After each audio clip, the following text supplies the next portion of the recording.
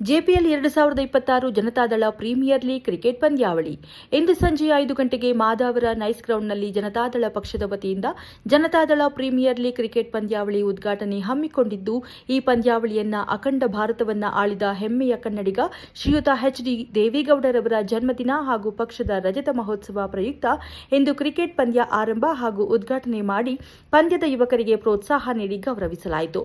ಇನ್ನು ಈ ಕಾರ್ಯಕ್ರಮಕ್ಕೆ ಯುವ ರಾಜ್ಯಾಧ್ಯಕ್ಷರಾದ ಶ್ರೀಯುತ ನಿಖಿಲ್ ಕುಮಾರಸ್ವಾಮಿಯವರು ಆಗಮಿಸಿ ಟಾಸ್ ಮಾಡುವುದರ ಮೂಲಕ ಉದ್ಘಾಟಿಸಿ ಪಂದ್ಯದ ಎಲ್ಲ ಆಟಗಾರರಿಗೆ ಪ್ರೋತ್ಸಾಹ ನೀಡಿದರು.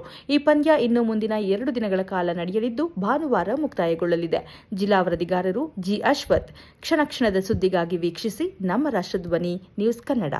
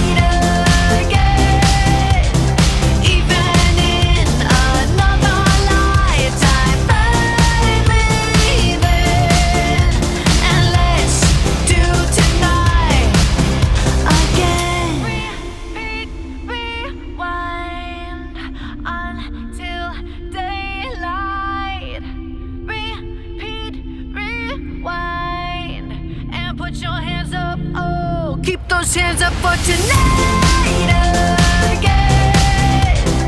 Even in another lifetime, baby,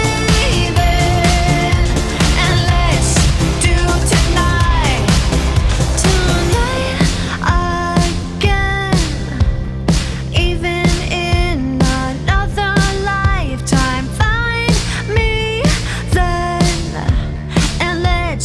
Do it tonight again. Even in another lifetime, find me then, and let's do tonight. ಒಂದು ಹುಟ್ಟುಹಬ್ಬದ ಪ್ರಯುಕ್ತ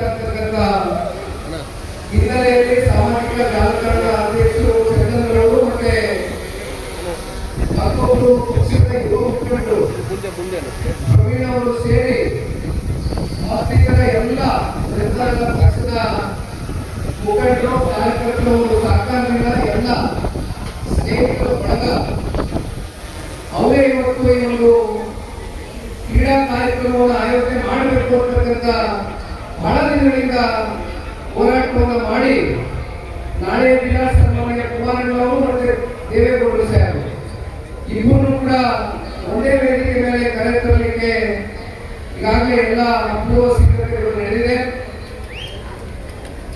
ಹೆಚ್ಚು ಇಲ್ಲಿ ಭಾಷಣ ಮಾಡ್ತಕ್ಕಂಥ ವೇದಿಕೆ ಅಲ್ಲ, ಆದರೆ ಒಂದು ರಾಜಕಾರಣದ ಒತ್ತಡ ನಮ್ಮ ಕಾರ್ಯಕರ್ತರ ಮೇಲೆ 25 ವರ್ಷಗಳ ಸುದೀರ್ಘವಾದಂತ ಈ ಒಂದು ರಾಜಕೀಯದ ಒಂದು ಪಯಣ ಇವತ್ತು ಕ್ರಿಕೆಟಿನ ಪಂದ್ಯಾವಳಿಯನ್ನು ಆಯೋಜನೆ ಮಾಡಿಕೊಂಡಿದ್ದೇವೆ ಪಕ್ಷದ ಕಡೆಯಿಂದ.